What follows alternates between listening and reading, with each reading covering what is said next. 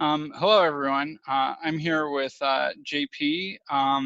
JP is a really interesting thinker, I would say. I ran into you, I think I first became aware of you when you were on Paul Vanderklay's channel. And then you also have your own channel where you've done some interesting solo videos as well as conversations with like people like Mary and Vervaeke and Jonathan Pageau that I've all found very interesting. And what I really like about you is that you sort of combine sort of like a patristic era sort of Platonism kind of worldview with sort of more modern questions and modern metaphysics like panpsychism and process theology. And that I think it's a really interesting and intriguing combination. And that it's I think that you're approaching old questions in new ways and new questions in old ways. Yeah. And that I really find that refreshing. So I wouldn't mind hearing more about your story. You were telling me just a little bit before I started recording about how you sort of worked your way into the worldview that you have now, and I would love to hear more about that. Yeah, thank you for the introduction. Yes, so what happened basically, I was born in a Catholic family in Quebec, so lots of Catholics here, but the faith really died pretty quickly, let's say in the 60s or 70s. My family tried pretty hard, but like a lot of people in high school, when I started learning about science and other religions, I decided to sort of do my own thing because I didn't like going to church and I was looking for an excuse. But eventually, through those years, I was really interested by science and philosophy and so on. So I sort of became naturally more and more, I would say, reductionistic, because yeah, I had more success, let's say, in the physical sciences or mathematics than the other disciplines, and it was natural to sort of build a worldview around that. So sort of try to see everything in terms of fundamental particles and some laws, and then you put evolution in there, and then you get more complex stuff. There's some things I couldn't really explain, like consciousness and all that, but it's sort of easy to put that just on the rug when you have a good idea of how the world works physically. It's sort of easy to ignore the rest. But I was back when at some point in college, when I realized that this sort of worldview was not going to go much further. Like you really seem to be stuck in nihilism and also stuck in a fairly widespread skepticism as well. Because if you try to reduce everything to what can be demonstrated, let's say physically or mathematically, you actually bump into theorems even within those disciplines. So a real blow to me was when I learned about Gödel's incompleteness theorem. That's what I thought you were going to say. Yeah. Or I should say, not so much when I learned about the theorem, because often in mathematics, you hear like fancy sounding theorems, but once you actually go through the proofs and you see all the assumptions behind it and so on, then it's not that impressive. It's not as big of a blow as it might seem at first. But with Gödel's theorem, it was really solid. When I saw the proof, I was like, okay, yeah, there's really no doubt about this. And the upshot is that in any sort of axiomatic logical system you build for yourself, any such system that can say elaborated statements and like statements that contain just basic arithmetic, basically, as soon as you have a system that can talk about this, the system won't be able to prove its own consistency, and it won't be able to prove either that, and there will be true things that the system cannot prove. So right. I was sort of stuck within the fact that if I was to just keep going with this worldview, I couldn't even be sure that I was right anyways. And the big advantage of, I think, a physicalistic worldview or a reductionistic worldview is that it seems really safe at first because you're basing yourself off of just what you can replicate in experiments and what can be logically deduced.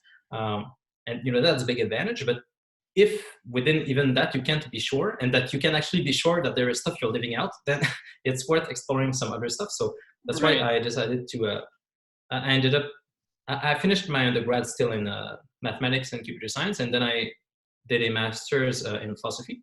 And I was just sort of hoping that maybe I was wrong. I didn't think so. I was fairly confident that the sort of reductionism I was sort of implicitly adopting was true, but I was sort of hoping I would be wrong, and I thought that a good place to start would be to study consciousness, because it seemed like the most obvious thing that didn't fit into that whole view.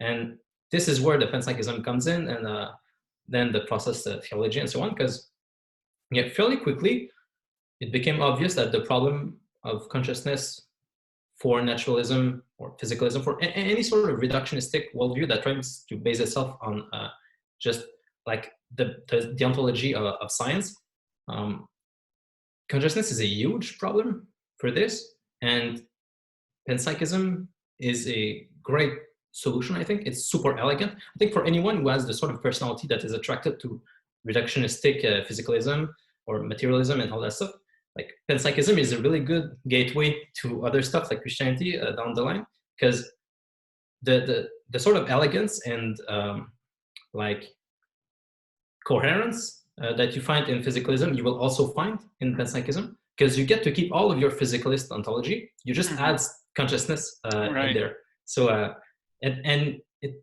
it's just so elegant that it's very convincing. And even like several philosophers that most people would call, I mean, several that are like outright atheists, like Bertrand Russell, for instance, wasn't an outright panpsychist. There is a small difference. He was a neutral monist, but it's almost the same thing, because the basic idea is just so elegant that it's appealing even if you're not ultimately atheist. But there are lots of arguments for panpsychism, but the main one is just the elegance, and I can mention quickly because it's just so powerful. If you could define panpsychism a little bit, I bet some of my listeners probably won't know what it is and will think that it sounds like a thing that Christians shouldn't touch or play with. It sounds new age or woo just by its name, but I'd love to have you explain it briefly if you could. Yeah. Broadly, panpsychism is the idea that consciousness is ubiquitous in nature. And now there are different kinds of panpsychism which put this ubiquitousness in different places. The variety that is most popular right now is to say that, well, because we humans have consciousness at our human level, there must be consciousness at lower levels as well. Like our consciousness must be a combination of consciousnesses of our cells, and the consciousness of the cells must be combinations of the consciousnesses of the molecules, and so on until you get to the ground layer of physics. And that's a sort of reductive panpsychism that's fairly popular right now. There are also people trying to do it the other way around. So the idea is that there is a sort of a global consciousness, and that from this there fragment smaller consciousnesses, and sort of humans are somewhere down the line from this overarching huge consciousness. And the reason why this is so appealing to a lot of people coming from physicalism is that it actually helps you feel the ontology of physics, because there's a void in the ontology of physics, which lots of physicalists don't realize at first, but a point which Russell himself made over 100 years ago is, if you look at what physical science actually tells you about the entities it studies, it never actually tells you their nature. It only ever tells you how they behave. So for instance, an electron, you know that an electron follows such a set of equations. So you know how it behaves when you have it interact with other particles, but you don't really know what the electron is in itself. Even if you say like, well, I know that the electron has this mass and this charge, but even saying that the electron has a mass as a charge and a charge just means that if you plug this mass and this charge in this equation, then this will happen. So all really that physical science gives you is behaviors of entities. Behaviors and predictions, yeah. So since that's all you get, you never really get like the nature of those entities. You never get the deep reason why the electron behaves this way, or why I ultimately behave the way I do, because according to physical science, I'm a certain set of particles, a very complex one. But in principle, I could be predicted if provided we had enough computational power. But even this prediction would not explain really the reasons why I do things. It wouldn't explain the nature behind this combination of particles. And this is where consciousness can come in. We can use consciousness to feel that ontology in physics. Let's say let's just take the words I'm saying right now. Well, a physicist in principle could look at all the particles inside my body, could compute the way they're going to interact with one another, so that I will move my lips this way, I will move my chest this way, so that I say these words. Okay, so the physicist can say this, but this doesn't really explain why I'm saying the words I'm saying. It explains the behavior, it can make predictions, but it doesn't really tell me why. The real reason why, I mean, I can tell you, I have access to this reason, is that I want to do this. In my phenomenal consciousness, in the what it's like to be me, there is a certain point I want to convey. There's a telos in what I'm doing. There are some experiences of, I see you, I have my experience, my experiences in the background and so on. And the real reason why I'm saying the words I'm saying is because of this consciousness. And so the idea of panpsychism is to have an equivalence between the intrinsic nature of the object studied by physics with consciousness. So put simply, physics tells you the extrinsic nature of things, their behavior, and consciousness is their intrinsic nature. And you do this all the way down the ontological chain. Mm-hmm. To me, it's sort of like, it's saying that consciousness can't be explained by physical processes alone.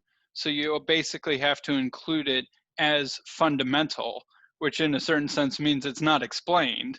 It's just there. But once you just allow it to just be there as one of the blocks in the system that you're building and explaining things with, then it fits in and you can see how it works. But there is no why to the consciousness question, really, I feel like, in panpsychism.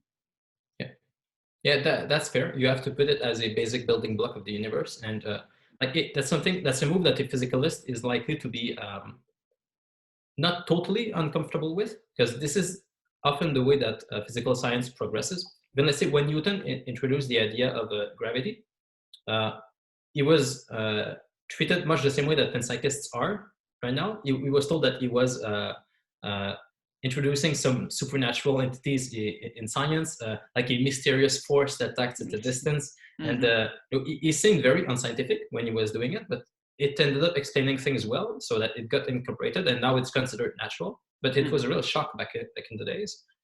And this happened a few other times in the history of physics, where you just introduce new entities and then you sort of see what the ontology gives once you do that. Mm-hmm. So that's sort of just the first pass from where, okay, so physicalism doesn't work, panpsychism is better, but it's still an open question to see where you get from there.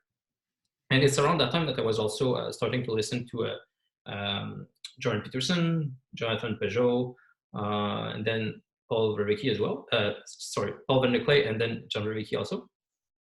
And then I became more concerned with ethics for a while. If there is not just physics in the universe, and there's also consciousness, and what sort of ethics could there be? I mean, would it be possible that there is like real vices and real virtues? And ultimately, I don't think it's necessary to go into too much detail there, but there are like good objections right now to moralism that come mostly from evolutionary arguments. So people say that, well, we could have evolved differently, basically.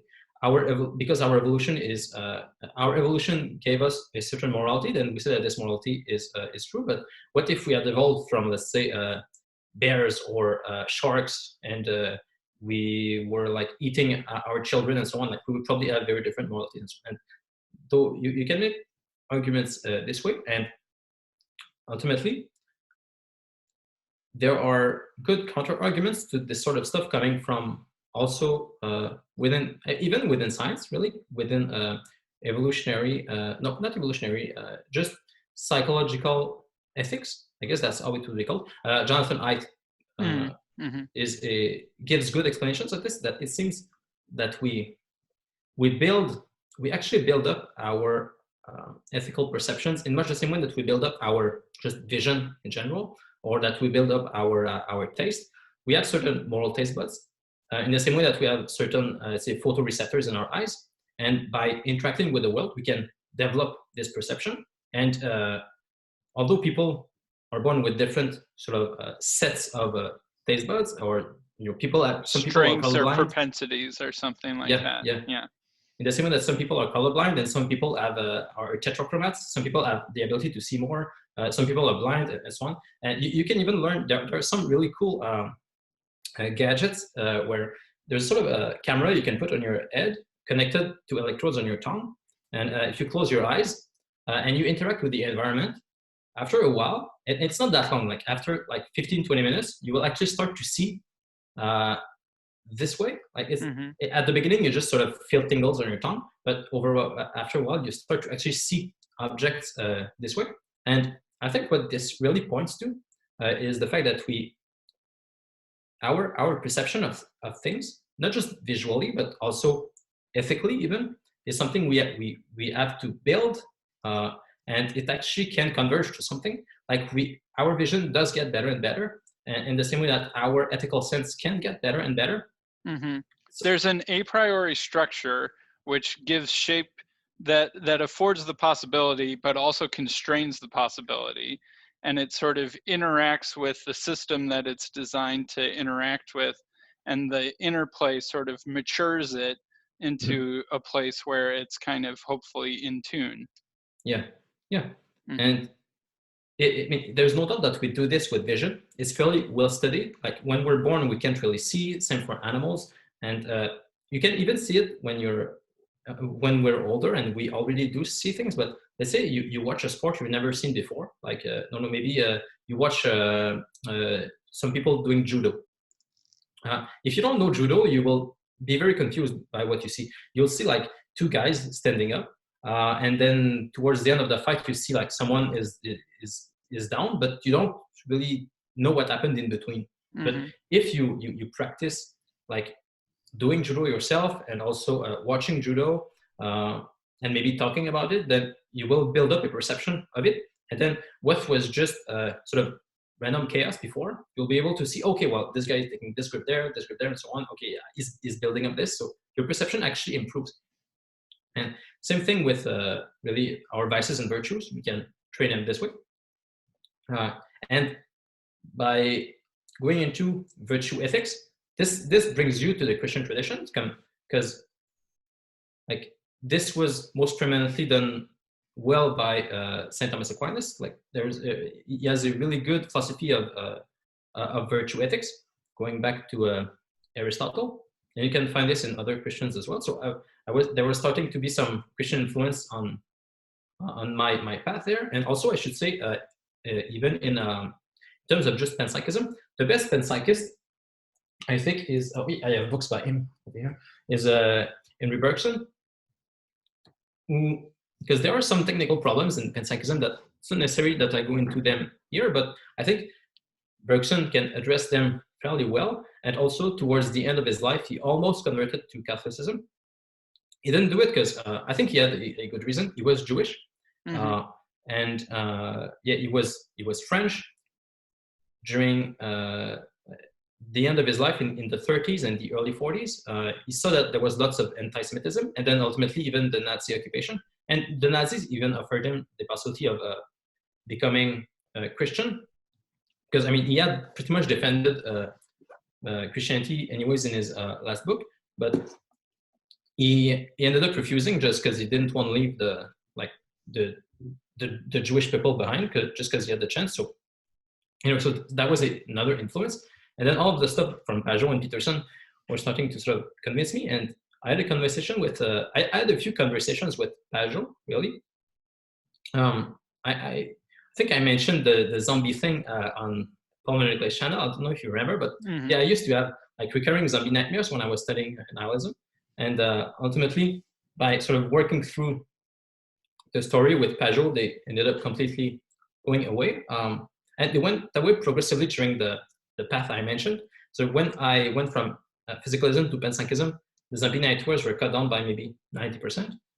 Then when I went from just a panpsychism to a panpsychism with virtue ethics, then it was cut down again by 90%. So I was left with just a few zombie nightmares.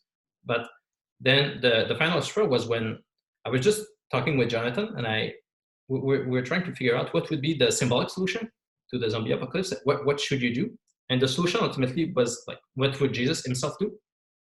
And because the zombie apocalypse is a symbolic inquiry into like nihilism, into all of the ways that we have perverted Christianity, how we turned, let's say, eternal life into just a zombie apocalypse. We've turned, let's say, all of the communion we're supposed to have with other people, we've turned that into just a bunch of individuals moving into the same direction and not talking to one another. There's tons of other stuff, like the fact that zombies eat brains, they eat the meaning-making machine, like they eat I don't know, the art of the sacraments. I don't know, they eat our mind. And by getting the basic idea from Pageau that, well, what Jesus would do is he would trample down death by death. He would not only like try to survive against the zombies, like this is something that I heard John Vervaeke say, like the answer to the zombie apocalypse is to build a meaningful civilization. But like the way Christ would do it is by sacrificing himself for the zombies to bring them back to full-blown life, and then you can build a meaningful civilization. But the art of it would be just like self-sacrifice for the sake of the others, even the zombies, even those that are already dead. And after that, like my zombies nightmares were just zapped, didn't have any more afterwards. And was that something sort of like your aha moment for Christianity too? Well, I wouldn't say it was a aha moment. It was like all building up to there. Another important thing was Jonathan recommended a book on Saint Maximus the Confessor, written by a French theologian. And I think this is big, and this is circling back to your original question about the relationship between, see what I do with some patristics and also Panpsychism. Because when I read that book on Saint Maximus, where it laid out sort of the essence-energy distinction and how Saint Maximus can use it to talk about theosis, I saw something that, you know, it's not a one-to-one correspondence, but I saw something that to which I could get using Bergson. And if you stop at Bergson, you will just get process theism. So it's not full-blown theism because you take away some of God's attributes. Like you take away what people would typically do is they will take away his omnipotence. But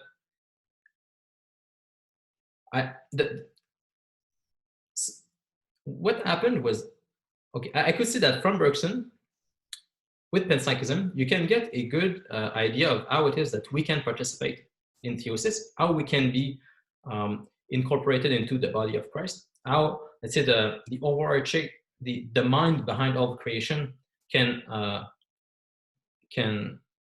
incorporate us, how we can become part of the body of this sort of cosmic mind. And this, I could see how this would fit with the way Saint Maximus was talking about us participating into the energies of God, like not his essence, but how we could participate in his energies, like the way in which God moves the cosmos, like all of the intentions behind the cosmos can involve us in a way that's not too far from what Bergson talks about in the area of process theology. But of course, that's not full-blown theism. And then what happened was, you know, around that time, I started going back to church because I said I was raised Catholic, and it was very natural for me to go back to church at this point, especially since I had done all of my sacraments when I was younger, so I could sort of fully participate right away. So I just started going back, and it was a symbolic exercise every Mass, sort of trying to run, because at the beginning I had just very abstract ideas of how this whole thing could work, but by embodying it in the practice, and as I'm embodying it, I'm running sort of 3D arguments in my mind, like, okay, now let's say we're all in procession going towards the Eucharist. How is it that in doing this we're being incorporated into the body of Christ, that is expressing the mind behind all of creation, and running through those like intellectual arguments while doing them in my body sort of helped me become more and more Christian as I went along. And eventually I went to a church with lots of Thomists. It's actually sort of dumb luck that I realized later, but I live close to a university that used to be like perhaps the leading Thomistic university in North America, until the department was pretty much sacked in like the 60s or 70s when the Quiet Revolution took away Catholicism in Quebec. But there are still lots of Thomists left dying around, and and even young ones. Like there's still lots of young people who are like the classic story. I have several friends to whom this happened. Like they're atheists as like teenagers. They get into university. They study philosophy. They're attracted especially by ancient philosophy, let's say Plato or Aristotle, and then at some point they hear about Aquinas and they become more convinced, and then they talk to some Thomists that are still laying around, and then they convert. They start going to church and they see how it fits with Aquinas' theology, and like so I know several people who went down this path, and by talking to them, I progressively started to understand, like, okay, how to get behind just process theism. Like, and this isn't something that would even have been intelligible for me. I think the idea that, okay, there is a ground of being, that there aren't just certain fundamental laws of physics and particles and consciousness that are somehow working together, but that there's a ground to all of it, and that this ground has to have all of the classical attributes. Like it has to be simple, because if it's not simple, then I mean there has to be a cause behind it. And so by going, so basically, you could maybe summarize my story by saying that I started with physicalism, and I sort of added more and more layers to it. So from physicalism, I had consciousness, I had virtue ethics, and then I added like the ground of being, God behind all of it.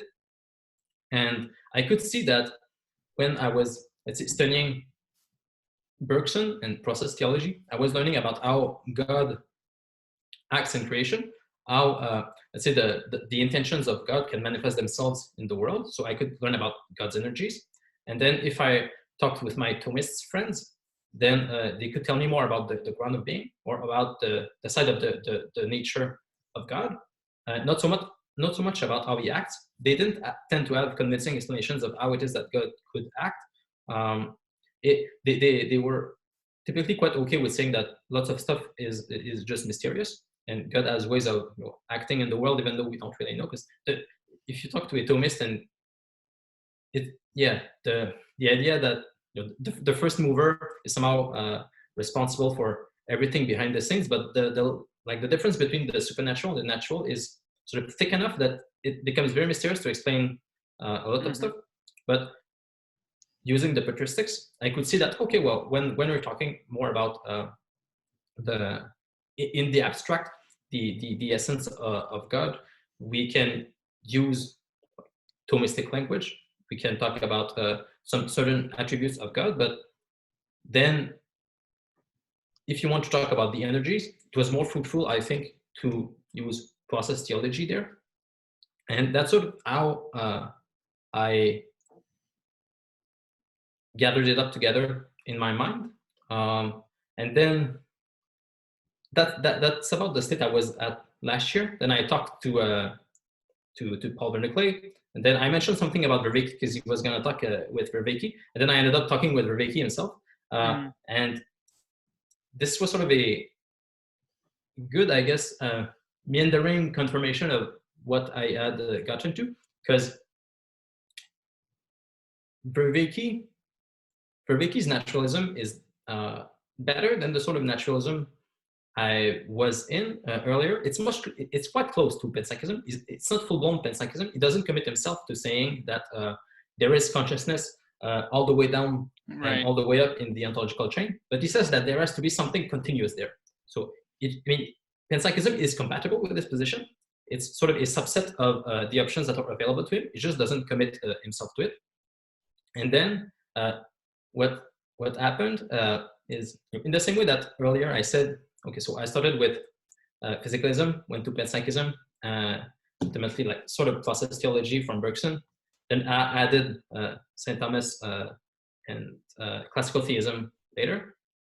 Well, what happened with Vervaeke is, instead of going from, let's say, Panpsychism and just adding Thomism, instead with Vervaeke, because his position is sort of in the middle, is naturalism could be matched like almost straight away with Neoplatonic Christian philosophy. So stuff like, I think I have a book for that as well. Yeah. So you can fit that almost straight away with John Scotus Eriugena. Uh-huh. And then it's not too long to get to Saint Maximus as well. Right. Yeah. So that is fascinating. I think what's really interesting, one thing that I think that has sort of gotten lost in Trinitarian discussions, like when I'm talking with basically other evangelical Protestants, is that there's no real ontological need for the Trinity in their system. Mm-hmm. That it really just comes down to arguing about biblical interpretation, really, and trying to understand revelation. There's no like reason why for the Trinity beyond just this is what it says, essentially. Mm-hmm. But if you're reading the church fathers and stuff like that, it connects with all of these ontological and cosmological questions in a way that at least helps make understand why they argued and fought over it so fiercely. It wasn't just something kind of imaginary that didn't, like for a modern evangelical Christian with a very modernist mindset, basically you just need to say God created, and then all of a sudden you have creation, and that's almost really all you need to it. There's just such like it's almost deistic, except for the fact that God's still allowed to intervene if and when he wants to, right? There's no reason why you would need a Trinity or why you would need the Logos or something like that in the system. But when you go back into, the classical era, it was, oh, my internet, are you still able to hear me? Yeah, it was sort of frozen a bit, like 20 seconds ago. Now it's fine. Okay. But in like the classical era, it was almost like talking about the Trinity was the same subject as talking about the Big Bang or something like that to them. And that it took me a while to be able to see that. But now I feel like things are coming back around again. Can you explain more when you talk about, like talking about the Big Bang? What do you mean by that analogy? So like for a Neoplatonist and a Christian Neoplatonist in like the 3rd century, there was this idea, well, you have God who is in kind of a classical theism, although it kind of predates classical theism, who's sort of the ground of all being and the one and utterly simple and almost impossible to talk about, really, in a certain sense. It's like, okay, that there's more logical reasons why that needs to be the case, but there's this utterly simple transcendent one. Okay, but now there's other stuff too. How does that happen? Okay, it's sort of like the one generates the logos, right, or the mind, and that has all of these ideas in it, the form of all forms. It's almost like sort of what we would say would be like the ideas of the laws of physics and mathematical truths and eternal concepts and patterns or something like that. And that's like dependent on the one, right? But then it's separate from the one and referenced to the one. And then like you need this cascade where eventually you get to the physical world and us in the physical world and how we can understand all of these things, right? So their science or their cosmology was connected to these questions. And for Christians, that was connected to who is God the Father, who is Jesus, how is Jesus the Logos, how could he be the incarnation of the Logos, and all of these things. The way that they basically understood the world and everything in it was interconnected and interpenetrated with these sorts of inquiries. But in a modern worldview, they're not, right? Whether or not God's a Trinity or a unity or any other sort of combination that you can think of doesn't really seem to have any traction on the laws of physics or the Big Bang or evolution as far as we can tell, right? Because we have such a clean divide between sort of the material world and how everything gets caused after the Big Bang and the supernatural world, whereas they had them much more interconnected even into the present. And so that's why I feel like when I'm discussing the Trinity with just a modernist evangelical, it's not connected to any of these ideas. But I know that it used to be. And so when I hear you and Vervaeke and Pageau and stuff, it seems like it's starting to reconnect back up again. And it's starting to get, I would say, more exciting. Because you basically needed to get the cascade to all together.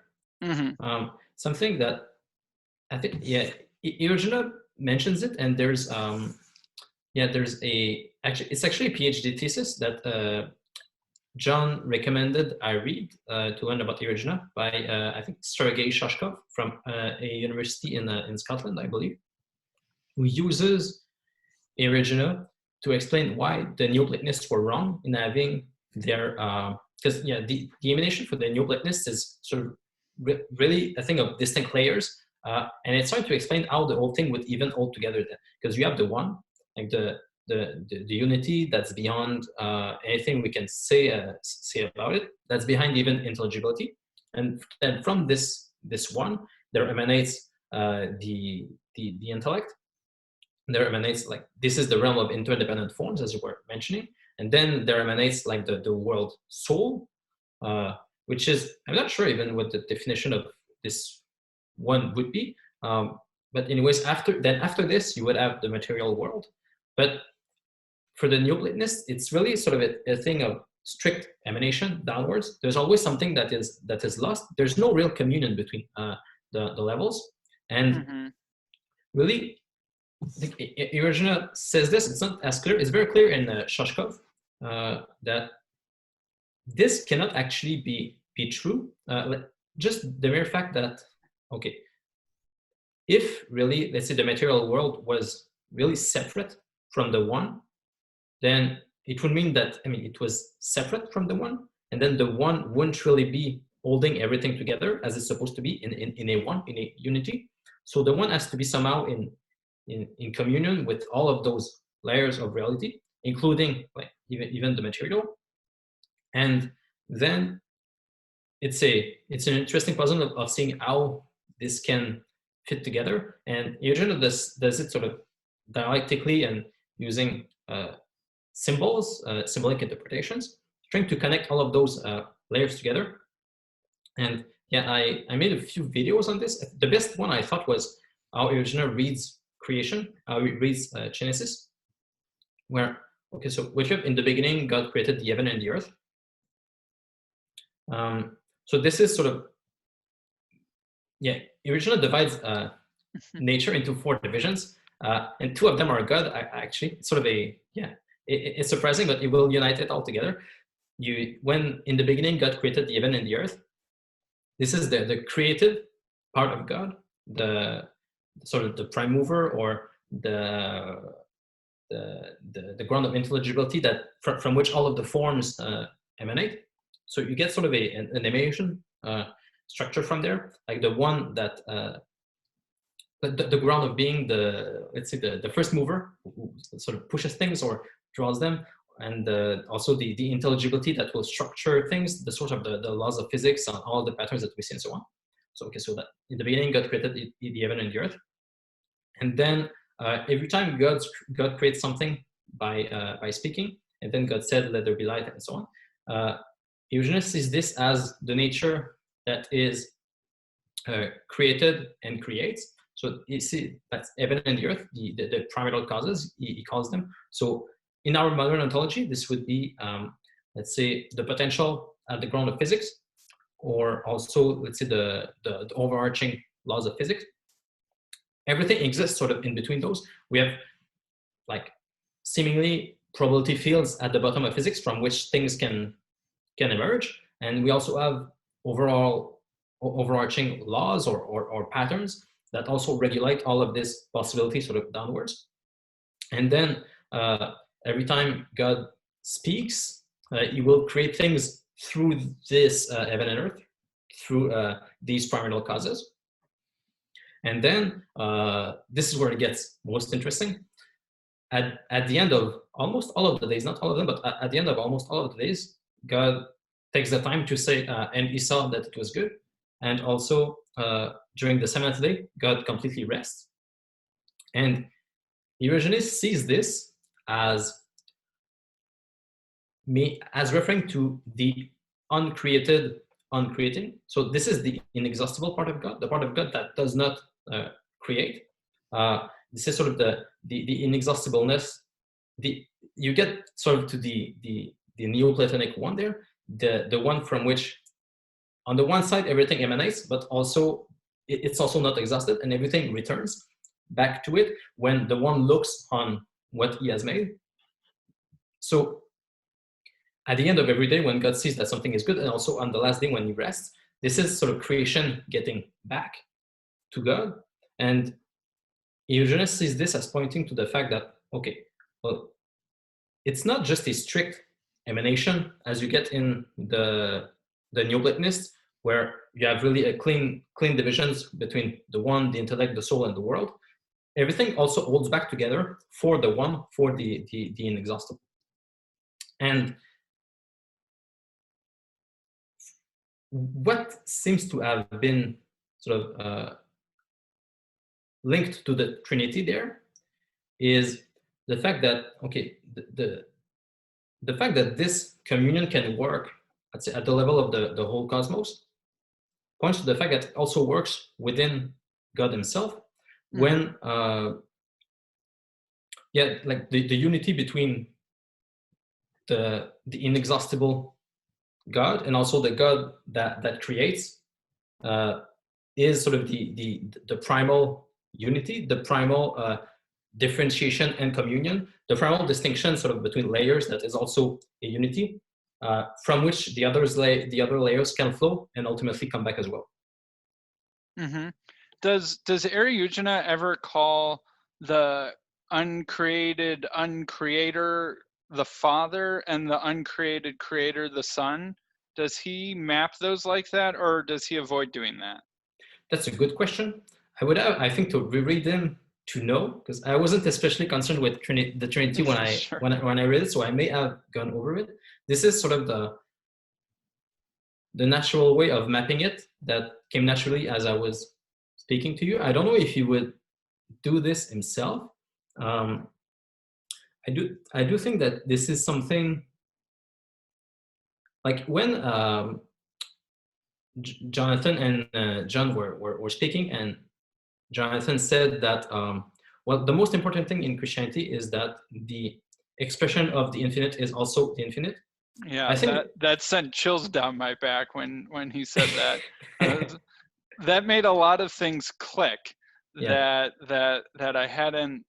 That was, I was like reading about the Arian controversy, and like suddenly that helped me see what was going on in a new way.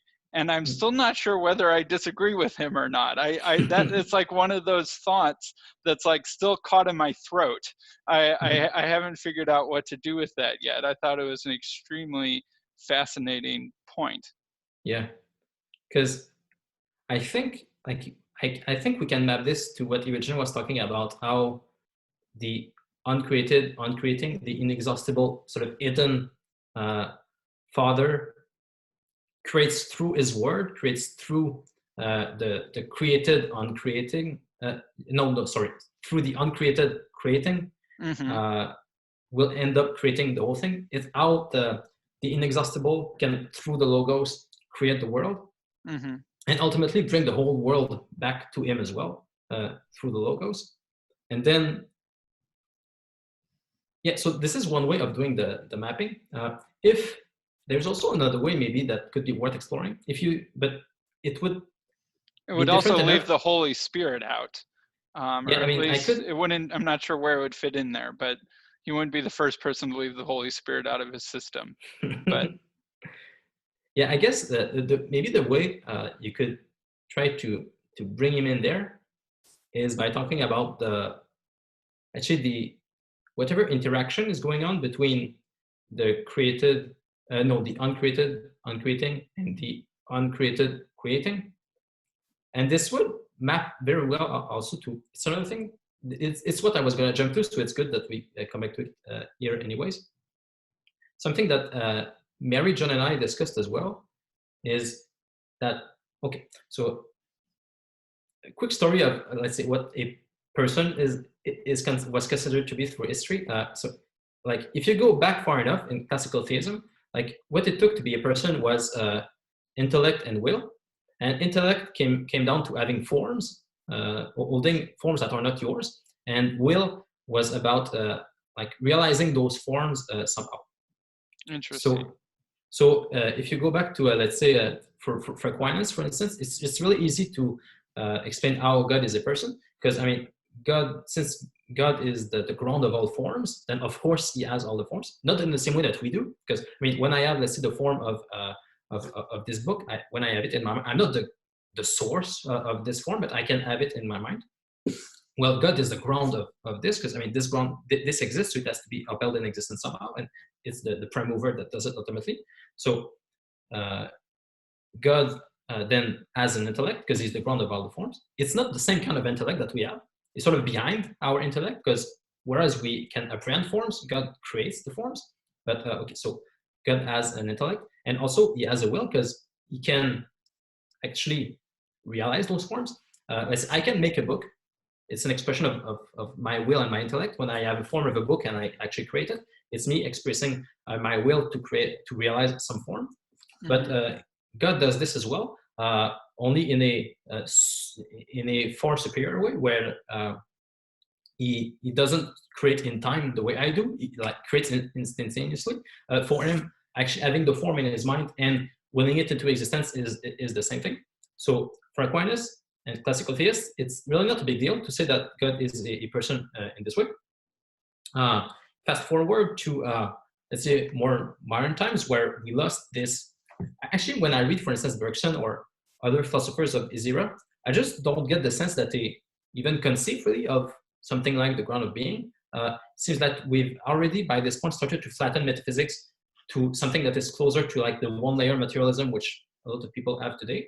And then to start talking about a person, Bergson doesn't talk about this explicitly, but I think the best thing that a process theist would say is that, for him to be a person, God has to have a consciousness sort of like ours. And what Bergson does here is he sort of tries to study what are signs of our consciousness, and he tries to see this in the universe as well. And for Bergson, it's about like being able to act creatively. So, and this makes a lot of sense. I think it still holds today. If I'm doing something that for which I don't need any sort of creativity, let's say I'm tying my shoelaces, and I've done this like a million times before, I can do this unconsciously. Like, it doesn't really feel like anything to tie my shoes. I can do this without noticing as I'm talking to someone else, for instance. Mm-hmm. But if I'm doing something for the first time and I'm using all my creativity, then I'm really conscious when I'm doing so. And Bergson sees, for instance, the reason why the table here and in front of me is unconscious, well, it's not doing anything creative. Like, all of the possibilities at the ground layer of physics that are available to be shaped by higher consciousnesses, they're completely exhausted once you reach the table. There's no possibility left. There's no consciousness. Whereas in me, when I'm speaking these words and I'm using some sort of creativity, I'm still using some of that potential that started from the ground layer of physics, and it's not exhausted, and I can still use it. Whereas when I'm tying my shoes, for instance, all of this potential is exhausted, and just some small neural network in my brain is taking care of it, and it's completely determined. There's no unpredictability at all. Mm-hmm. Okay, so this is what I was using, but with John Vervaeke, we have something better, I think, with relevance realization. It's a more precise. I think what Bergson said, like, it still holds, but Vervaeke can make it more precise with relevance realization. And that's where I think we can come back to the Trinity, because John and I had some discussions, and then Mary suggested a good solution to a question which John asked. Is, okay, if we want to claim that the ground of being is a person, then we have to find relevance realization there. The equivalent of looking for form and will today is like looking for consciousness, and the best thing we have for consciousness right now is relevance realization. So we need to look for something like relevance realization. And in the same way that for Aquinas, God had will and intellect in a way that was just far superior to ours. God, if you start from Vervaeke's system, will also be doing relevance realization, only at a far higher level, at a level that is way beyond ours. So whereas we do finite relevance realization, where I take some possibilities that are before me and I constrain them into something that I actually do, not too far away from what Bergson was saying, by the way. What God does, somehow the ground of being, the inexhaustible ground of possibility. If you go back to Eriugena, John likes Eriugena a lot. Like if you go back to the ground of intelligibility, the uncreated, uncreating, the inexhaustible, the well of possibility, all of these possibilities actually are constrained in real life. We know this, that they really are constrained. There really are laws of physics. There really are like regularities. There really are patterns. Like there are real things that are assembled. It's not just chaotic potential. So there is a ground of intelligibility, and this is like the uncreated creating, like the logos, like the form of things, the ground of intelligibility. And those two actually meet in real life, and things really do come to exist. And it's in the constraining of this potential by this intelligibility that you get relevance realization. And I think this is not too far from what you see some Trinitarian theology pointing to. Yeah, that it's it's really the communion between the Father and the Son that is the Holy Spirit. It's the relevance realization that is going on between the ground of being and the ground of intelligibility that is the Holy Spirit. Does that make a bit of sense? That does make sense. So some thoughts that I'm having to this is that it would seem like Vervaeke wouldn't want to say that the logos or the nous or the intellect would have to do relevance realization, because relevance realization is a thing that happens when you're a constrained finite being inside when you're an agent in an arena, and that you're having to do the autopoietic self-survival thing, and that it forces you to then find the path that allows you to keep surviving, which is sort of where relevance realization happens. And it's only your constraint and your finitude, as well as your agency in the arena that you have, that causes you to need to do relevance realization. And it wouldn't seem like God would need to do that, because it would seem like God isn't inside an arena or something like that, and nor does God need to seek his own autopoietic existence in that sort of way. Yeah. And that's where I'm not sure if that analogy would work. Yeah, I think we need the Trinity here. I think that's because, if you think like, okay, God is the sum total of the ground of being, the ground of intelligibility, and the communion between the two, then sort of God is sort of a closed system, and then there's no limit there.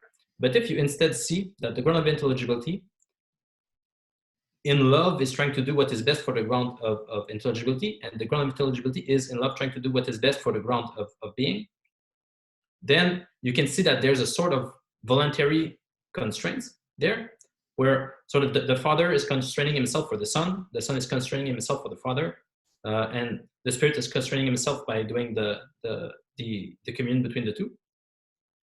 Okay. And yeah, do you have a response? Well, but it would be like constraining themselves according to what, right? I guess like it seems like we are in like this might take a while for me to flesh out. So yeah. So I think of reality something like connecting back to evolutionary biology. Yeah. Like Brett Weinstein said that evolutionary biology is sort of stuck in a rut and having some problems. And I think it's because they don't realize how different they are from the other kinds of sciences. I think that there's like two kinds of science. There's science that's trying to figure out the rules of the system that we're in, right? And then there's the kind of science that's trying to figure out the strategy that must follow from the system, right? Like you can imagine there's the rules of chess, right? There's the fundamental ontology, right? There's the board, there's the squares, there's the pieces, and then there's the rules about how the pieces can move. And it's actually pretty simple, right? The rules of chess, you can write on a postcard. But the strategy of chess is like infinitely deep, right? And we're still getting better and better at chess, right? Chess masters are still improving on the strategy of previous generations and stuff like that. And it's only figured out by playing it, right? And Mm-hmm. kind of playing it in it with opponents and stuff like that. And, Yeah. you know, relevance realization is going on there, where the players are trying to figure out new strategies that where they can be the chess master. Now artificial intelligence is in the mix, right? And Mm-hmm. so the evolutionary biology is what they often don't realize is I think they get blurred. They don't have that distinction of when we're talking about the rules of the game and when we're talking about the strategy of the game, right? Mm-hmm. Like, why are polar bears white? Polar bears are white because they live in an Arctic setting and it makes it harder for the seals to see them, right? It's a Mm-hmm. strategy thing that the polar bears are white. Now, the reason why snow is white or ice is white is because of the laws of physics, and the type of thing that a polar bear can be is constrained by the laws of physics. But the Mm-hmm. strategy that a polar bear ensues to survive is a completely different thing to talk about than the rules of the system in which the polar bear is surviving. Mm-hmm. So what I think is something like you mentioned earlier that there's some evolutionary biology critiques of ethics. Like, Mm-hmm. I think that it's necessarily true that the strategy of chess follows from the rules of chess, but how you can get from the strategy or how you can get from the rules to the strategy is not altogether clear, right? You can't just deduce the proper Mm-hmm. strategy from the rules. You need to basically explore it out. You need to, like, you know, I do machine learning, you need to do a search and a try, implement, test, iterate, try, implement, test, iterate Yeah. strategy to figure out the strategy. And so I think that ethics is something like in there. Like, ethics is somewhere in the strategy of the universe that we humans are tapping into. And sort of the connection between rules and strategy is sort of in the process of natural selection, where those things which are able to embody proper strategy continue to exist and that which doesn't. And sort Mm-hmm. of time bridges that, right? Time gives it the oomph to keep moving forward. And then this is where it gets tricky, when how does mind and consciousness fit into that, right? Because it seems like mind is the sort of thing that can notice strategy, right? Not mind can have reasons and it can infer strategy and test out scenarios and figure out a clever way of doing things. And it would seem to suggest to me, and this is sort of connected to some of the things that Mary said, that that is where you might pull to the idea that that strategy itself comes from a mind, right? That there's this continuity between the way our minds can notice and understand strategy and reason and purposes and goals and intentions and all of that sort of telos kind of language connects back up to the mind. I'm So not I sure think, I followed this last step. sure.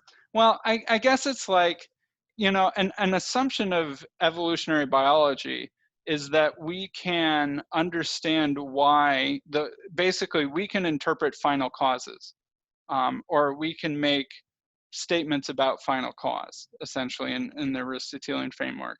Why are polar bears white? Polar bears are white so that, or Mm-hmm. for the purpose of, you know, deceiving seals, essentially. You know, why do birds have wings? So they can fly. And why do they fly? Well, all sorts of reasons. But, you know, right, it's like determining the reason behind things, which is like Mm-hmm. different than determining the forces or the laws, right? Like, Newton wasn't tapping into final cause; he was tapping into, I don't know, like proximate cause or whatever. But evolutionary biology is trying to make explanations about the way things are based off of their final cause, and that things Yeah. move towards a purpose and Mm-hmm. embodying a telos, Mm-hmm. and then we can make sense of the system. Like, Brett Weinstein can talk about his telomeres and cancer and longevity, because we're talking about the why and the purpose and the relevance realization, essentially, that Mm-hmm. comes into that. So why in the world is mind the sort of thing? Why in the world can we see purposes? we can see and intuit the purpose of why polar bears are white, but we can also have our own purposes. We can also have our own goals, and we can try and align our goals with the goal of the universe for us such that we can continue to exist, right? It's like, well, I need to eat that, and so then I can come up with all sorts of ingenuitive ways to figure out how I can get food for myself, right? So there's something weird about mind that seems to be able to see purpose or potential purposes and then strategize about how to embody them. And that's what I think Vervaeke means by this relevance realization. So why in the world is mind the sort of thing that can see purpose, right? How in the world does that work? And where does that come from? And why is there purpose? Why can we understand purpose? And what does that mean about us? And that's where I think you start to get that idea there must be some continuity between us, what our minds can do, and the process that brought this about in the first place. I guess, if that makes any sense. Yeah, because we're starting, I mean, I had made a point about relevance realization between the ground of being, the ground of intelligibility, then how the two fit together. And then, okay, so I remember the first thing you said is that John wouldn't want to commit himself to saying that there is relevance realization between the two. He said that there is something analogous. And then he also explained that in general, John doesn't want to commit himself to analogies because anything are infinitely similar and infinitely dissimilar. So basically, in the same way that, when I was talking about consciousness and said that Panpsychism is a subset of Vervaeke's available positions, I think like seeing relevance realization between the ground of being and the ground of intelligibility is a subset of the options that are available to John, but he doesn't commit himself to it. John said that you could also have, you could also take the analogy, which that's what the original Neoplatonists did, not later, but that's what Plotinus did, and also what the Zen Buddhists do is to instead use the analogy of space, of emptiness, of basically more trying to get to, I guess you get closer to the inexhaustible side, trying to just get to emptiness, to possibility, and the same way that Christians can get meaningful insights when trying to relate more personally, more with the relevance realization of the ground of being and the ground of intelligibility. Zen Buddhists and Plotinus and John have meaningful insights when looking more at the inexhaustible empty space side of the ground of being. And it's sort of where we ended up with, we could go a bit further, and this can tie in with the Trinity. There is, if you look at the essence energy distinction in how it was developed, lots of, basically all of the classical attributes in the East are seen as God's energies, not as his essence. God is. Sometimes it's funny, but like some of them make sense. Like the idea, okay, God is. Let's say God is beautiful, but God is beyond beauty. You can say other stuff that makes sense is God is intelligence. God is beyond intelligence and is the ground of all the forms. But they will even say stuff like God is simple. God is beyond simplicity. So or even like God is simple, God is not simple, and God isn't even not simple, right? Like the double negative, just like apophatic upon apophatic. Yeah.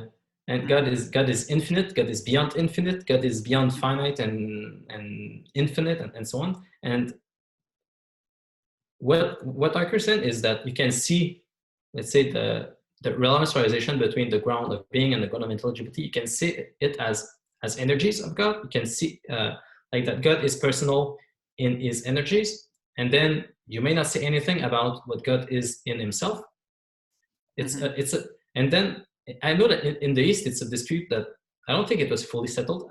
it's been a while since I looked into this, but like it got heated when probably heard about Gregory Palamas, who defended the essence energy distinction in the East, like around the time of Aquinas, I believe.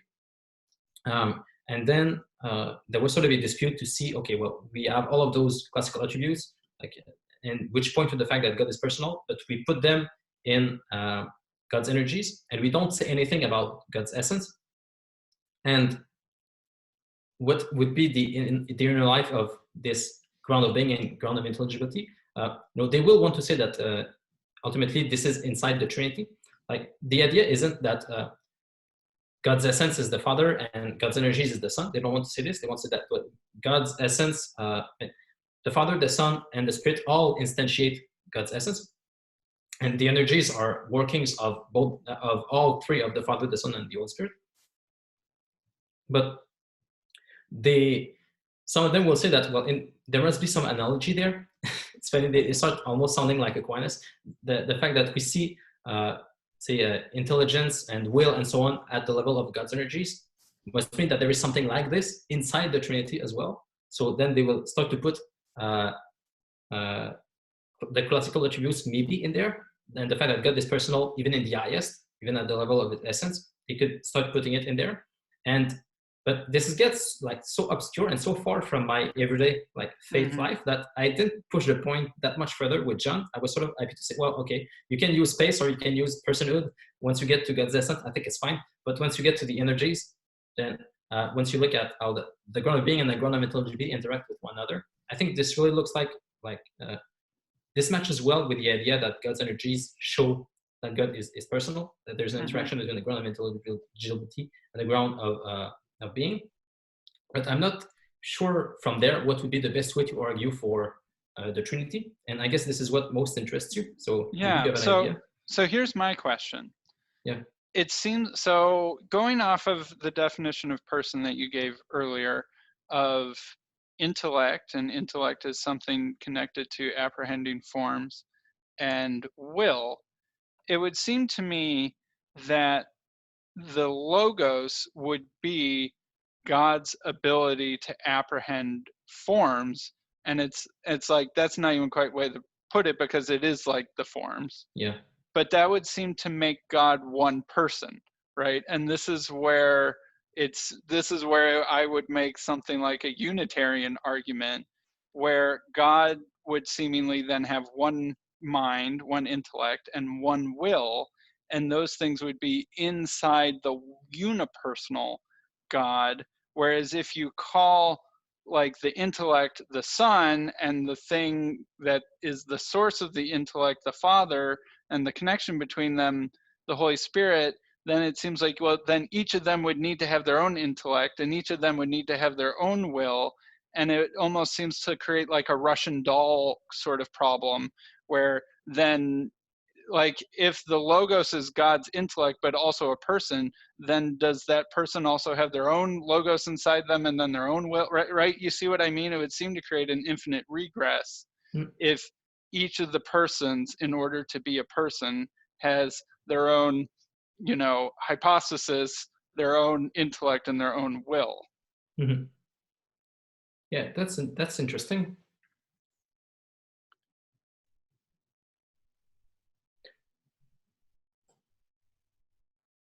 Well, I wonder if we could say that from the side of the ground of intelligibility. If the ground of intelligibility is really just pure potential, well, from this standpoint, actually, maybe the ground of intelligibility doesn't look like constraints so much as it looks like potential. Sure. So the way that the ground of being interacts with the ground of intelligibility will, from the standpoint of the ground of being, look like a constraining of possibilities down to something finite. Will look like relationalization. Okay, so this is from the side of the ground of being. But if you look at this from the perfectly symmetrical, if you look at perfectly symmetrically to what occurs in the ground of intelligibility, from the point of the ground of intelligibility, that is forms, that is intelligibility, If from this standpoint, you look at the infinite potential that is the Father, then, I mean, this still looks like potential. So what the ground of intelligibility does with regards to the Father, like, is relevance realization. Mm-hmm. So you get relevance realization both ways, no matter where you look at it, and it's the same relevance realization. So you can still get, I think you can argue that, well, yeah, it's like 3 persons and 1 person. It's you can. But it doesn't seem like the 3 are in themselves fully person. It almost seems like they're subsets of a person. It's like they're only personal when they're with the others. Okay. And I think that's fine. Yeah, I don't think a Trinitarian would get mad at that sort of idea, that they're all interdependent and eternally interdependent. Yeah. I guess, so I guess getting to like how I would understand John 1, Mm-hmm. right? And this is sort of where the biblical passage that seems most relevant to this, right? Yeah. Like, in the beginning is the Word, and like, I have some reservations about doing this, but I'm going to throw that to the wind right now. We'll say that what John actually means, or what the deeper truth of what's going on in John 1, is that the Logos is this eternal intellect sort of thing. Mm-hmm. Whether or not that's what John the Apostle was actually talking about, I have some doubts. But I'm going to ignore that for now, because this would Sure. be more fun. So imagining that this Logos is sort of like the divine intellect or something like that in a Neoplatonic sort of way.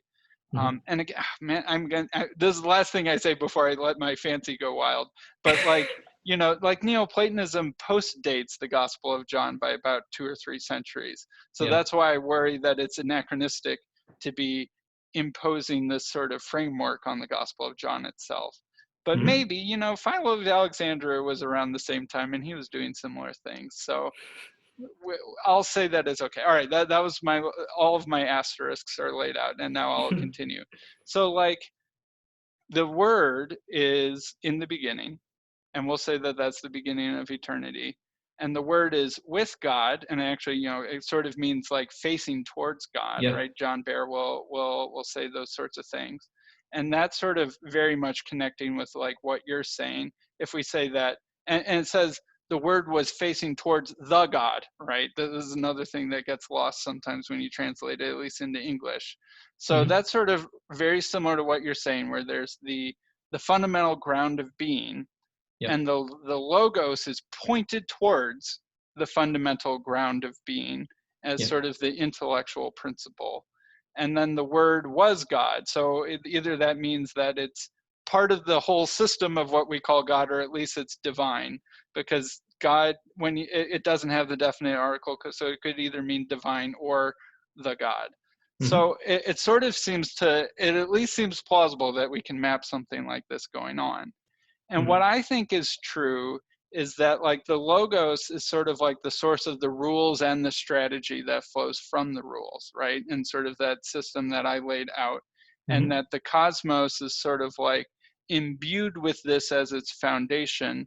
And it also has its finite contingency and its materiality and its temporality somehow kind of from God. Yeah. And that Jesus, or like the Christ idea, is sort of like fun. It's like it's the light at the end of the tunnel of relevance realization. Like, Jesus is the final end telos of everything, right? Mm-hmm. Christ dying on the cross, the life he lived, and new life through him, and all of that is sort of like this sum total culmination of the purpose that comes from the Logos. And that all of the other patterns, all of the other forms, all of the other things that make up creation kind of hold together through that central idea. Mm-hmm. But I don't think that that is like a person, right, inside the Logos, right? I think the Logos is sort of part of the unipersonal God, and then Jesus is the human being who perfectly lives that out in a human life, right? So this is where my Unitarian, not quite an incarnation in the same sort of sense, might be different. And I'm curious how you might disagree with that, or how Yeah. you might work out those same sort of questions, if that Yeah. makes sense. Yeah. Yeah. Okay. When I mentioned, I talked about how it is that, let's say, Aquinas could conceive of God as a person. I also talked about Vervaeke. I sort of skipped when I talked about the process theology part. I was that Bergson could conceive of God, and especially how I saw it once I also got more familiar with Thomism. And I think the basic idea is, okay, so there's a basic insight from Bergson to explain how it is that in Panpsychism, different consciousnesses can combine, is that this occurs in a sort of time contraction. When you, and an example I like to use is, let's say you have a car accident, you can actually feel that your consciousness is fragmenting, and that it's shortening in time.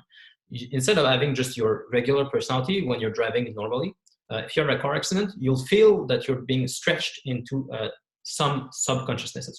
In Christian language, you could say that you're being pulled by different passions, for instance. Part of you wants to run away, part of you wants to help the person, part of you just wants to freeze. And those are very short-lived consciousnesses. Like, they're just yelling at you, just go, just stay here, just go with the other person, whatever. But if you succeed into sort of making an actual plan and sort of calming yourself, you will actually gather those passions, you will gather them into one, and you will feel your consciousness stretch forth in time when doing so. You'll be able to, instead of just planning like a fraction of a second ahead for either running this direction or staying or whatever, you will see that, okay, well, in the next 10 seconds, I'm going to do so and so, and you actually do it, and you can feel like the time sort of contracting when you do this. And I think that if we go back to, and Bergson made a similar point about evolution. He said that the same way that if we look at the evolution of certain structure in life, it can look like it can look like a miracle at our scale when we look at all of the stuff that had to occur for let's say human beings to appear. It looks like a complete series of miracle. But at the same time, if we were to look at what happens in my arm when I raise it, what happens in my brain when I raise it, at the level of my cells, this is a complete miracle as well. Like, it's completely insane, all of the things that have to occur for my arm to move. And at the scale of my cells, it's true. But if we look at it instead at the scale of a human, at my conscious temporal scale of, let's say, whatever, 2 seconds, then it's not a miracle at all that my arm moves. It's completely mundane. Yeah, because it's a contraction of all of those small consciousnesses get contracted into my consciousness to just one simple move. And Bergson sees the same thing in life, like the evolution of life up until humanity, which looks like a complete miracle at the level of life, is, if you look at the level of the mind behind life, it's as simple as raising our arm. And so you get an idea that, okay, at the level of bare matter, let's say, of the fundamental particles, the whatever consciousnesses there are, whatever the patterns are there, they're super quick. Like, they're a fraction of a fraction of a fraction of a fraction of a second. It's really quick. And once you get to higher and higher organisms, up until humans, our consciousness is about, let's say, between like a fraction of a second and 2-3 seconds long. With mystical experiences, some people tend to go like for much longer. So who knows? Let's say like a fraction of a second to like an hour. Or like when you fall asleep in between alarm clocks and you have a dream that feels like it was hours long, but you know that it was at least less than 10 minutes. Yeah, so we already know that this occurs at the level of humans, where our consciousness can contract, gather much smaller consciousnesses. It can explain miracles at the lower scales. I think the same thing is happening with the Logos and the Father, and between the Logos and the ground of intelligibility, where, okay, in the beginning, when the Logos is looking at the Father, and the Father and the Son will create the world, I think in this one instant, like this one great conscious decision of creating the world, in there, like this act of love, really, I think, like this is the fact that, okay, so on the one hand, the ground of intelligibility, so the ground of being, by seeing what could be done with intelligibility, will accept to be constrained into things that will exist in love. Like the Father, in a sense, will create the possibility for the Son to create the world, for the Son to create and then save the world. And then conversely, it's the same sort of flip I was talking about earlier, the same relevance realization that the ground of being and doing with regards to the ground of intelligibility, the Son will do with the Father in accepting from all of this possibility that, okay, the Son will create something, will sort of carve this possibility up into the world. And in the same way that in one act of what I do, I can accept to, let's say, I don't know, I'm in a fight, and I accept to get punched in the liver so that I can punch you in the chin. And so in one conscious decision, taken the same way, or I could take a better example, like, I don't want to get too graphic, but let's say in a husband and a wife who decide to have a child, they're making the same sort of sacrifice there. Like the wife is saying that, okay, I'm willing to bear your child. I'm willing to be in suffering to bear that child. I'm willing to take care of it for a while. And the father is saying, okay, I'm willing to be with you, help you to raise that child. I'm not going to run away. I'm going to provide for you and the child for a long time. In this one act of husband and wife making love, they can at once decide to create life and save it. I think in the same one act, the logos, the ground of intelligibility, and the Father were deciding that they would create life and save it if need be. So I think like the incarnation, so the creation of the world by the logos, and the saving in Jesus Christ, and the consummation in the apocalypse is the same one conscious act of logos. Right. There's something eternal about the whole plan, essentially. Yeah.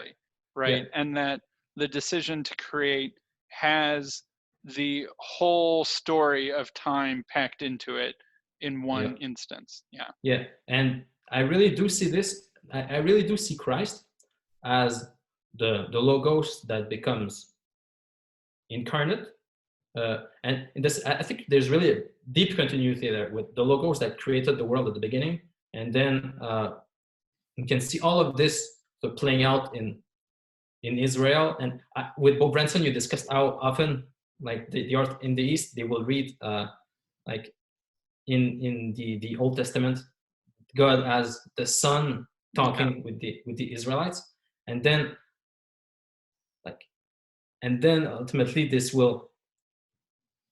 There's something really cool with also the fact that the Son is both like the Son of Man and the Son of God, sort of the focal point of creation, like the turning point, and then coming back at the apocalypse. So all of those sort of like, okay, so both the creation, the redemption, and the consummation, and sort of all the point in between are all like the same logos. And the sort of the tipping point, the more precise point where the logos was incarnate, I think was the cross. Like in the same way that, okay,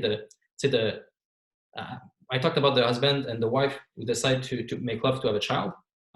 Say that maybe the point where the father will most be the father is when he sacrifices himself for the child and his wife. Well, in the same way, that's the same act that same act of pure love that he was engaged in when he decided to make love to his wife. And this is where he became sort of most incarnate as a father. I think the point where the logos like became most incarnate was on the cross. So I see that. Okay, I like, go ahead. So yeah, I agree with you if I can clarify a couple things. And so this is where I'm really trying to nail down where we might agree and disagree. Because I like what you're saying, that the cross is sort of like the focal point of the whole story, and that there was something eternally known about it when God creates, that it was foreordained and necessary, and that it is sort of the high point of it's like the low point and the high point at the same time, in like a bizarrely beautiful, almost ironic kind of way. And where I'm wondering if we disagree is what sort of personality Jesus or Christ or the Logos had before Jesus the human being was born. And where I seem to try and impersonalize it, like it's just the plan, right? It's sort of the concept of it happening. And then Jesus finally shows up and he's the human being who's now finally the plan put in action, or the prophecy in fulfillment, right? That's how I sort of understand the word made flesh. You seem to assign more personality, will, and intention to the Logos even before Jesus is born. And I'm wondering if maybe you're not, or and like this is where I'm wondering if we disagree, or actually if we don't disagree, what language we could use to bridge us together. Mm-hmm. Well, even talking about before is difficult. Okay, so let's look at just the relevance realization that was going on. Let's say that outside of time is going on between the ground of being and the ground of intelligibility. Mm-hmm. Well, first I can say that I don't think it's personal in the same way that we are. Like it's sort of super personal. It's because this relevance realization is not the same kind of relevance realization that we do. Like ours is in time, and this one seems frankly like outside of time. It did play out in time, right? But it's like an eternal causation or eternal procession of some kind. Yeah. So I mean, if we look for even like what was okay, was there relationization in the ground of being before the incarnation? I'm not sure the category even works. Right. But was this your question? Yeah, because to me, like when I hear, say, a modern evangelical talk about the incarnation, they imagine the pre-incarnate Son of God hanging out up in heaven, sort of perhaps at the right side of God the Father, being something like a, like a super angel isn't the right word, but a personal divine being or something like that, right? And then, at about 3 BC, the Father looks to the Son and says, hey, I think it's time. All right, Holy Ghost, you go down there, you come over Mary, right? And you, the Son, you go down and suddenly you're inside Mary's womb. And like the Son is not up in heaven for 35 years or 30-ish years, right? And is the human being living in time in creation as Jesus, but not up in heaven, in like, right, there's a parallel time in the heavenly time and a parallel time in the creation time, and like the Son goes down into the creation time for 30 years and then comes back up into the heavenly time, right, or something like that. And that just seems not quite right to me. And so this is where, when because I want to push Christ sort of, I don't want want is not the right word. I don't think it's correct to talk about the pre-incarnate Son as being something like, the angel Gabriel. Well, Mary will get mad at me for saying that. But anyway, the angel Gabriel, right? He was in the heavenly realm following through time, right? And he can make appearances to people and come up and down Jacob's ladder, right? To make appearances in the Old Testament.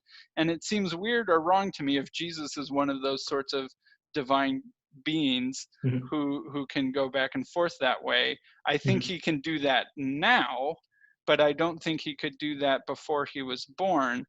But I am totally willing to connect Jesus up as like the perfect embodiment of the divine intellect principle or something like that. And that's where I think I can agree with you if we can work out some of our terms. Yeah. Okay. Well, if that makes sense. Yeah. Well, I I agree with you as to what you said to rejecting what, let's say, the modern evangelical would say. Mm-hmm. And I would maybe even go back to the essence-energy distinction, because I do think that in time, we can see, okay, so we can see relevance realization going on in time between the ground of being and the ground of intelligibility. We can see it. Like, when it comes to what happens, let's say, at the level of God's essence or in the inner life of the Trinity, I would say, I'm pretty sure like there's a continuity there. There has to be something like relevance realization, but getting at to what it is, is obviously very different from ours. And this one will be going on outside of time. So I wouldn't want to say that, well, okay, so Jesus was in heaven up until, let's say, 0 BC. Like this category of before is not good there. No. At the level of God's essence, when you get outside of time, outside of God's energies, like this is, you can't really even talk about before or after. There's like one eternal moment of the logos and possibility looking at each other and conceiving the world all at once. Mm-hmm. So this is, I think we would agree there. Yeah, yeah. Okay, yeah. So, and then how it plays out in time, I think it would, because the best thing I could do would be to probably look at some of all of the controversies that happen. Let's say, trying to figure out, okay, does Jesus have 2 wheels, or does he have 2 or 1, whatever? But I guess maybe a modern way of seeing it would be to say, okay, does Jesus have like 2 sorts of relevance realization, or does he have just one? Like, does he have one that is eternal outside of time? Like, is he the acting out of this? Is it the perfect manifestation of this eternal outside of time logos looking at possibility, and at the same time a union with a human relevance realization? And I would say yes, in the same way that people had to work out the precise details of how it is that God's will could fit in a hypostatic union with the human Jesus as well. The sort of union that is going on there, I think there would be something similar going on with the sort of eternal logos with the human finite relevance realization of Jesus as well. So I think it's something I could work out, but I would need to look at really the details. Right.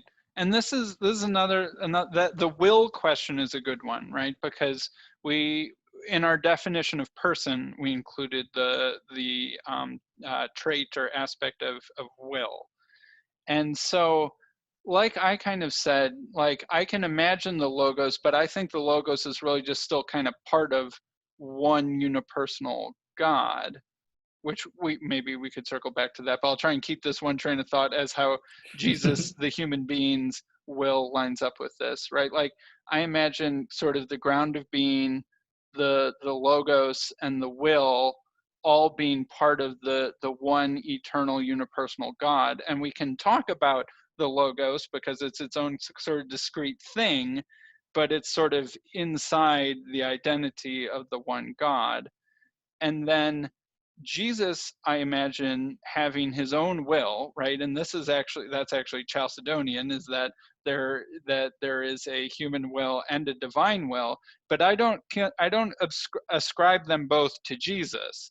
I will, and this is where I might get sort of like Nestorian or something, where I think like part of what it means that Jesus is embodying the Logos is that he is perfectly submitting and conforming himself to God's will, right? He's not doing anything outside. He's not making any errors of relevance realization. He's doing it all perfectly. He sees the full perfect telos path of his life, and he doesn't take a single misstep. And that requires submitting his will to the will of the Father, right? And the Gospels will use that sort of language a lot. But that's how I imagine, like, there's God's will and there's Jesus's will. And I don't think Jesus has both a divine will and a human will. I think he's just a human with a will submitting it to the divine will. But how does he know the divine will? Because how it is that the two coincide perfectly? Right. Good question. I suppose that he like I imagine Jesus having a special relationship with God by virtue of being the Son of God. And I do think that God reveals his will to Jesus, I would say, in a way that Jesus can both receive and does receive by virtue of his sort of sinless perfection. There's perhaps a way that we are unable to see God's will in our life by virtue of our fallenness, but Jesus, by virtue of his not being fallenness, can see and has access to God's will. And maybe we could imagine Adam of having been in a similar situation, but Adam made the misstep, even though but he actually knew perfectly well that it was a misstep. Whereas Mhm. Jesus, like Adam, can perfectly see God's will for his life, but somehow accomplishes the task that Adam failed at and succeeds. And I do see your point that I haven't given an exact reason why Jesus succeeded. I guess we just say, congratulations, Jesus, you did succeed. But I'm not sure if I have access to an explanation for that. Mhm. Okay, because the way I would tend to see it is that okay, the eternal logos outside of time, which created the world and then saved it at around 30 after Christ. Yeah, and that saved it at the crucifixion. Mm-hmm. I think like this cosmic eternal mind, which created all of those things, simultaneously set up like I don't want this to sound like too much like intelligent sort of deism or whatever, but like this emanation from the logos simultaneously caused the emergence back up in Israel, in the world of Israel and within Israel of Christ. We looked at all the previous traditions, and there's all kinds of contingent events which occurred then, which still allowed for the emergence of the Son of Man from the earth, like Adam, like Mm-hmm. the dust of the earth, to be gathered up, and with its finite human realization, its finite human will, to manifest perfectly this fulcrum of the eternal logos, so that the eternal logos, the eternal consciousness that is at the level of God's essence, that is beyond the sort of consciousness we can imagine because it's not in time, that's beyond the sort of relevance tradition we can imagine because it has to do with just bare possibility and not the sort of possibility we do and so on. Like this eternal consciousness like came at a fulcrum in the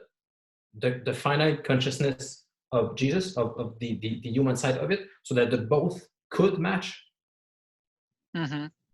The same way that if we look at it at maybe a human level, when I do anything, the sort of emanation and emergence happens. We don't think about it too often, but let's say just when I speak the words I'm speaking right now, my consciousness is causing all kinds of constraints on my biology, and somehow at the same time my biology allows for the emergence of, out of all the possibilities of what my atoms and my cells could do, they're shaped precisely so that they say the words I'm saying. And there's all kinds of contingent stuff in there, like this cell could have done this or that, but over the whole, the good thing will emerge, so that we can see that I have on the one end like a consciousness that is coming from the dust of the earth, like the combination of all of the small things. And at the same time, I have the breath of God, the higher consciousness that comes down to meet that emergence. And Right. the two meet at the same point. Like the one that is closest to eternity, the one that is like the breath of God, the highest plan that is also met perfectly by the smaller consciousnesses of whatever neural networks I have, and they meet perfectly. I think the same thing occurred in the incarnation, where so the whole matter of the whole world emerged in the cross at the same time as the eternal logos came down to it. So the same sort of emanation and emergence which we see in us, we also see at the level of the whole cosmos between the logos and creation. Mm-hmm. Right. Like in a lot of your videos, you'll talk about sort of emanation and emergence, right? Yeah. the top-down process and the bottom-up process, and that there's sort of this cyclical complementary component to both of those things. And sometimes I wonder, perhaps maybe I'm overemphasizing the emergence end of the story, right, with my very heavy focus on the human side of Jesus, right, and the story of a human's ascent into the heavens, right, is essentially the story that I want to tell, or at least emphasize about Jesus' story. But the thing perhaps that Unitarians in the past have been bad at talking about and bad at incorporating is the heaven down side of that story, because we get hung up on the idea that we don't want this idea of this conscious mind wandering around and then voluntarily zapping himself down or something like that. And so that's something that I think I need to think more about and articulate better, is what it looks like for the top-down portion of Jesus to be who he was, right? And I can imagine this sort of way of talking, because like evangelical Trinitarians, I can tie them up in complete knots if I ask them, well, if Jesus is God and God is immortal, how can Jesus die? Right? Like those sorts of problems give them just enormous trouble. And they basically have to split Jesus in half, but pretend like they're not splitting Jesus in half at the same time to be able to answer something like that. And if it's this idea of the perfect embodiment of like this eternal relevance realization principle is now a human being, well, there's no real conceptual problem of why that couldn't die, right? Or why why such a person couldn't die. And come back also. And come back also, right? Or even be tempted, and all of those sorts of things that are unbefitting of God himself in a certain sense. So I feel like there's in this bridge that I can see opening up, I think that there is some work that I need to do in figuring out how to come up with the best language for all of that.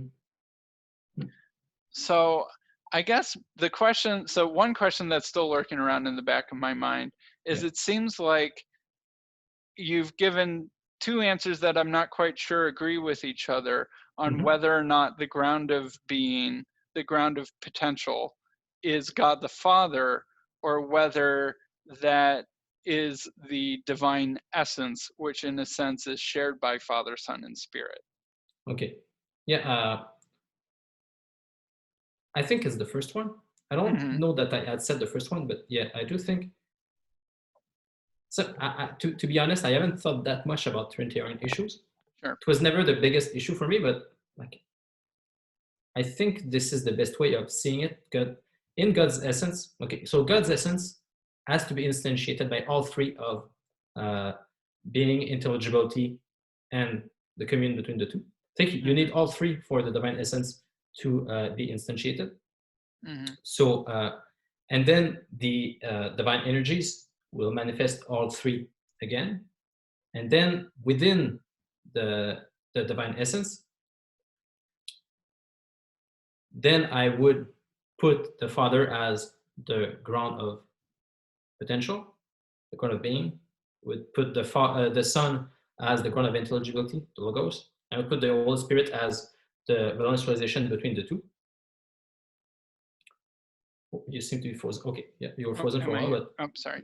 Yeah, so this is what I would say. I think this is what most people would say in the Eastern tradition as well. Right. I would say it perhaps is almost more Eastern than Western, and that I don't like, we're still trying to line up somewhat new ideas and new concepts and how they map back to old ones. But the idea of the Father being the ground of being as opposed to the divine essence does seem like something that more of the Eastern patristics, as far as I can tell, and things I've learned from Beau Branson, are willing to do. I would love to hear Jonathan Pageau give his input on that idea.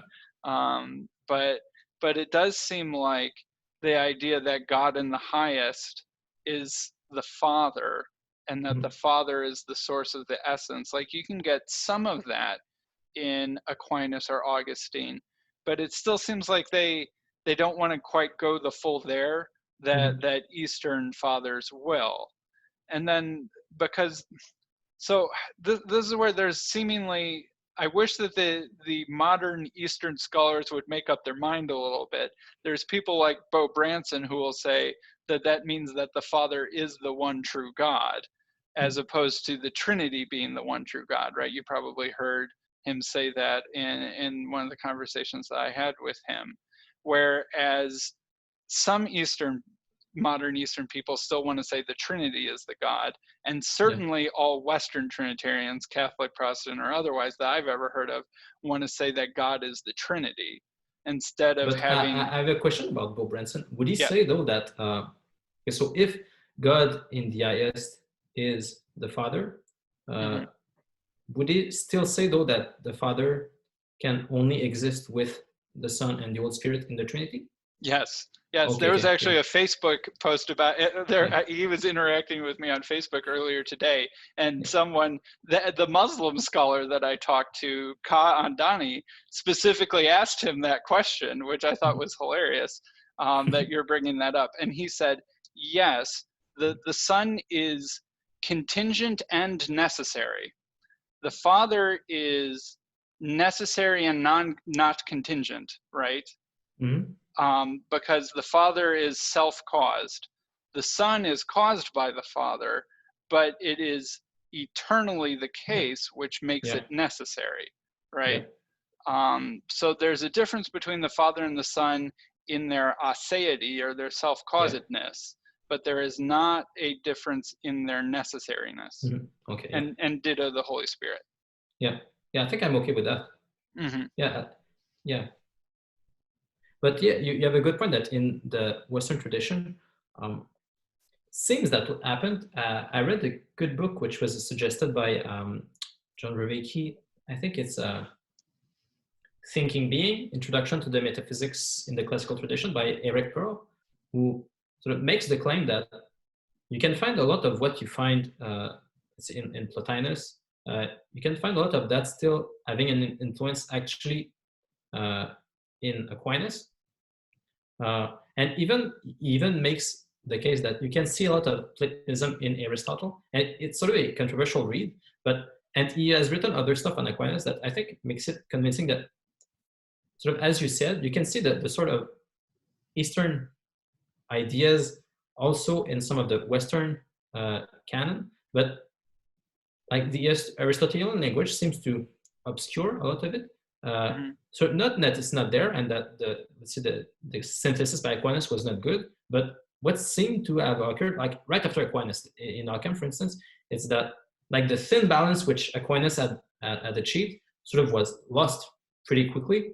Because, for instance, the idea that the apathetic way of talking about God, which points to the essence and energy distinction, you can find something like that in Aquinas, because even though Aquinas will talk by analogy, saying that, let's say, God is God is beauty, God is beautiful, but you'll say that, well, I'm talking by analogy. Really, God is beautiful, God is not beautiful, God is beyond beauty. So you'll find the same sort of stuff in Aquinas, but this seems to have broken down really quickly and then trickled down up to, let's say, all of the reformations that ensued, and then the sort of Trinitarian theology that you dislike in evangelicals you talk about.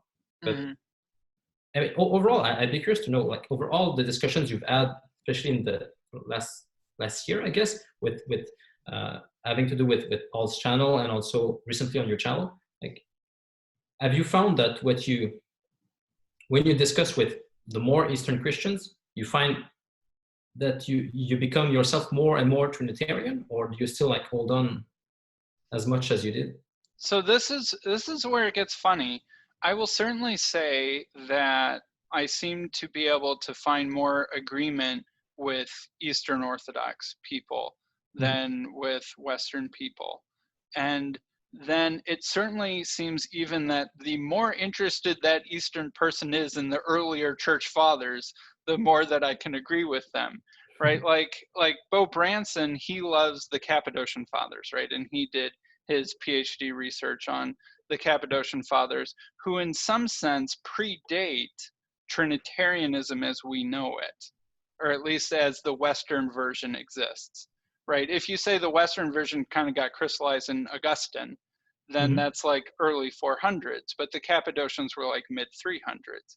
And then if you listen to John Behr loves Irenaeus, who's, even earlier. He's like early 200s, right? And so it's almost like, it's like going back and back on a phylogenetic tree, almost, right? Where the closer someone is to the fork, the more I can see myself in them and the more I can understand them. So I think that one of the biggest divides that I can see in the Trinitarianism that I've had dialogue with is whether or not you say that the Trinity means that the God is the whole Trinity, and like Fred Sanders, who's sort of my example of the most advanced evangelical scholar that's alive today, that is an expert in the Trinity. Like he'll say the whole Trinity is self-caused. Like in other words, all three persons are a se. And so therefore, like God in some sense just is all three of them together at once. Whereas Beau Branson and John Behr and very early focused Eastern Fathers will still say the one God is the Father Almighty, right? Sort of referencing the Nicene Creed. And it's like, well, are you Trinitarian or Unitarian? Oh, I think I'm getting confused though. I may have made a mistake earlier when we asked about Beau Branson, whether in his model was okay. So if I misunderstood earlier, sure. For him the Trinity as a whole is contingent. The only necessary is the Father. Okay, yeah, I see. Yeah, okay, that's where I would disagree. I would have a hard time explaining why. I'm not sure, but like the basic idea that like God's essence could only be instantiated requiring 3 hypostases, so that there is, because I guess the basics is that I have a hard time seeing how you could see love if there's just one. Because when I talked earlier about the fact that I saw relevance realization going on between the ground of being and the ground of intelligibility, and they decided to create the world and to save it, like parents making a child. I can see how this sort of idea points to God's essence as love, and seems like you need really like 3 hypostases there.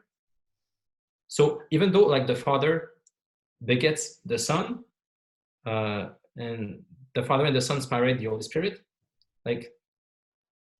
And that's where the Eastern people will disagree with you. But that's let's skip over that for today. Yes. But even though there is this begetting and spirating, seems to me like, and I haven't done enough study there, but I've been reading it this way, and it seems fruitful to me. So that's how I'm used to seeing it. But I can, if I'm allowed to make this move of saying that, well, to instantiate God's essence, you need 3 hypostases that are related in love. This points me to the fundamental fact that God is love, and sort of not just the wishy-washy love, but the love that is willing to create and sacrifice itself for what it has created.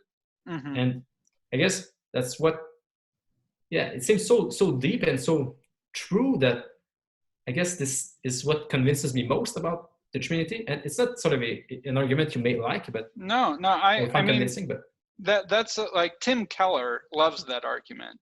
And he's a Protestant theologian.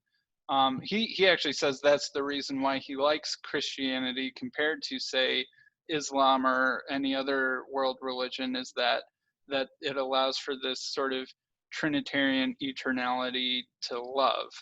And very much in the way that you said, where there's the Father loving the Son and the Holy Spirit is the love between them. I guess, so things that I don't like about that, but so I think that's a relatively modern thing to say. I don't like Augustine might hint at that, but he never really uses that as an for an argument. I really don't think you'll probably see people arguing that way until maybe the 17 or 1800s or later. That doesn't mean that the idea wasn't there. The building blocks of that argument weren't there, but it also sort of, I think, appeals especially to a modern environment where love is sort of like the highest value. In a sense, it depends on the Christianization of the culture to have the oomph that it has, right?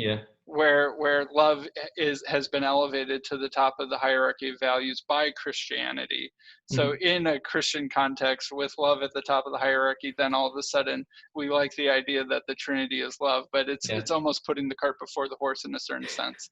Yeah, but I like the fact that you bring in like the historical impact, because I see René Girard as pointing to this as well. And is treatment of world mythology and how it all culminates in the God showing, in showing that God is sacrificial love. Like I think, and this is a modern thing. I mean, René Girard is like he wrote this like decades ago. So you do see this playing out more recently. So, and this may be the case where we stop talking about patristics and we insist more on the modern side of things. Yeah, but sorry, I cut you off, but I thought it was worth mentioning Girard, because I think he helps make this point actually towards the Trinity. Yes, that is interesting. And so I guess sort of just finishing up the subject that you asked me, like that I feel like I went on Paul's channel in I think August, so it was only 10 months ago.